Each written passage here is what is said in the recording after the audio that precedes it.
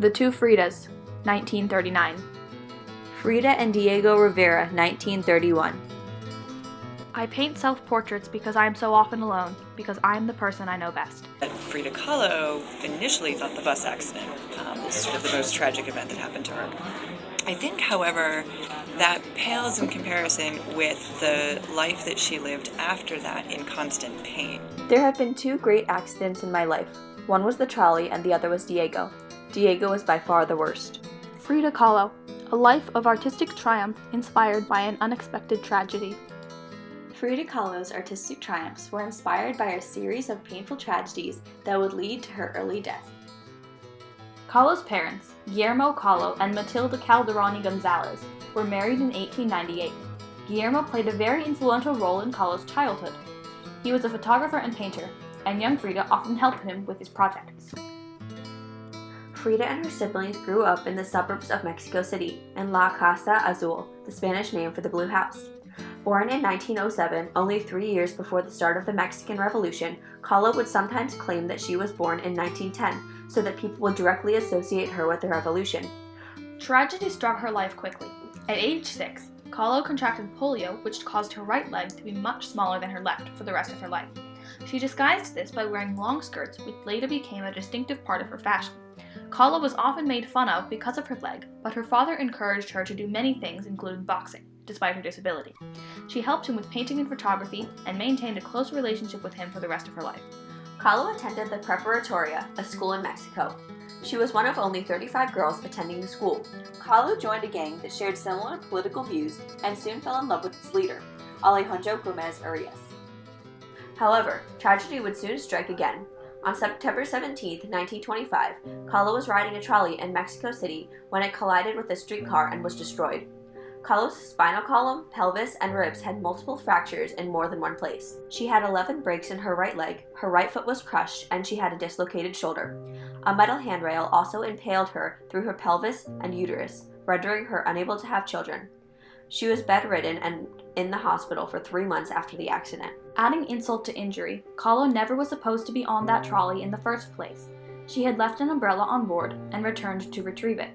Unfortunately then, she was still on when the trolley crashed.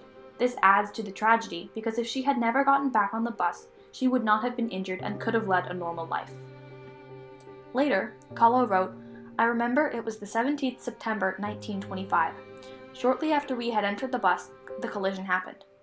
First we were in another bus, but I had lost a little umbrella, and we got out to look for it. That's why we got on that bus, which mutilated me. The accident happened. My first thought was for a pretty colorful bolero, which I had bought that day. I wanted to look for it in the belief that all of this would not have any consequences." Later in life, Kahlo created this painting of the accident. But she really got her start as an artist right after the accident occurred. Originally, she had been planning to pursue a career in medicine, but could no longer do so because of her injuries. Then, bedridden and in a full-body cast and immense constant pain, she was encouraged by her family to take up painting. Her mother had a special easel made so that Kahlo could paint in bed, and her father gave her some of his brushes and paints to work with. This was the first of many small triumphs that over a long time led to her success as a painter. Kahlo's recovery process was long and complicated, but eventually after many long months, she was back on her feet and she had fully embraced her future as a painter. The first painting she created during this time was titled Self-Portrait in a Velvet Dress, and it reflected some of the pain she was feeling. Even before the accident occurred, Kahlo had an obsession with the Mexican painter and muralist Diego Rivera. She once stated to a friend that she was going to be with him one day. Then, when she was a full-time painter, she approached him for tips and pointers about her work. He encouraged her to keep up with her painting, and soon the two began a romantic relationship. In 1929, despite the protests of Kahlo's mother, the two were married. As a wedding present for Diego, Kahlo created the painting Frida and Diego Rivera. Interpretations of the painting state that Rivera holds his brushes tighter than Kahlo's hand, implying that the art was more important to him than she was. This could explain some of the tensions and fights that the two had later in their marriage, and why it led to a divorce. Kahlo and Rivera were often referred to as the elephant and the dove because of their very significant difference in size and appearance. Rivera was 20 years older than Kahlo, was almost a foot taller, and he weighed nearly 200 pounds more than she did. Though the two had their differences, one similarity that Kahlo and Rivera shared was that they both had communist political views. Originally, both were members of the Mexican Communist Party, but when Rivera was expelled from the party in 1929, Kahlo left with him. However, she retained her communist and socialist views, and these heavily influenced her artwork and her determination to never appear second to men. The couple spent many years in the United States, as Rivera painted murals in multiple locations throughout the country. Though Kahlo and Rivera were in love at first, their marriage was complicated and turbulent. Both had numerous extramarital affairs. In one particularly painful instance for Kahlo, she discovered that Rivera had been cheating on her with her own sister, Cristina. Kahlo created this painting of her sister, entitled Portrait of Cristina, My Sister, after finding this out. She was extremely upset with both Cristina and Rivera. Additionally, because of the bus accident, Kahlo was unable to have children. She suffered many painful miscarriages, and after one particularly hard experience, she created the painting Henry Ford Hospital. This painting shows her on a hospital bed, surrounded by many items, connected to her by umbilical cords that were the source of her physical and emotional pain. Since Kahlo so badly wanted to have children, she created an imaginary child that she named Leonardo. She made her own birth certificate for him and would even write letters to him like he was an actual person. This adds to the tragedy of the accident, whereas Kahlo wanted to have children since she was a girl, but could no longer achieve that since she was injured in such a way. Eventually, Kahlo and Rivera decided that the marriage was not working out and they proceeded to get a divorce. During the time that they were separate, Kahlo created some of her most triumphant and famous paintings, such as the two Fridas. This shows two versions of Frida, one wearing typical 20th century clothing and holding a pair of scissors. The other Frida is wearing what became known as her style, an indigenous Mexican dress, holding a small portrait of Rivera. Both figures' hearts can be seen, connected by a single vein, which wraps around the back of the 20th century Frida and is then cut, dripping blood on her dress. This painting shows the two phases Kahlo went through in her life.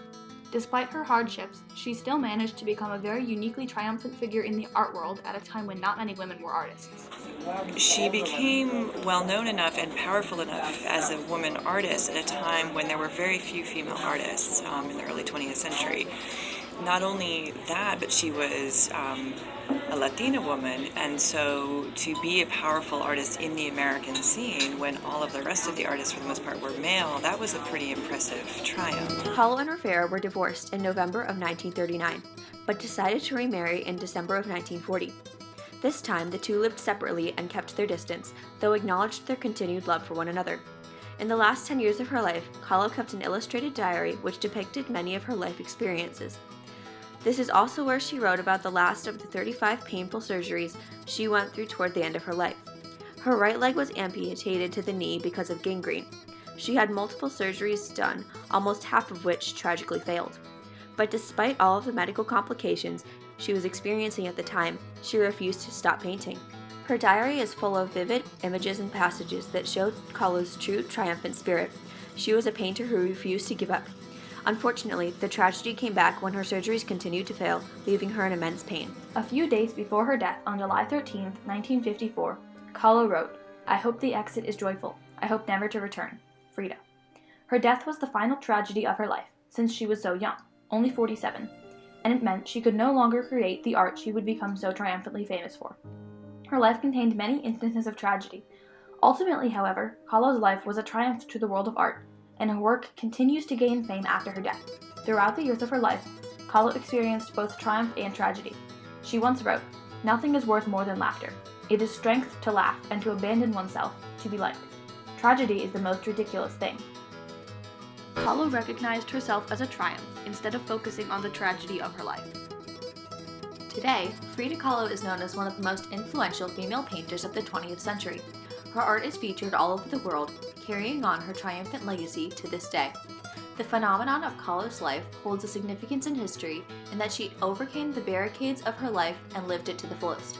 Countless future lives would be influenced by Kahlo's determination to succeed in a society and time filled with gender stereotypes and racism. Well, first of all, she survived the bus accident, so she lived, and she went on to make a career out of her pain. So Frida Kahlo created strengths out of her weaknesses, taking her tragedy and turning it into a triumphant mark to leave on the world.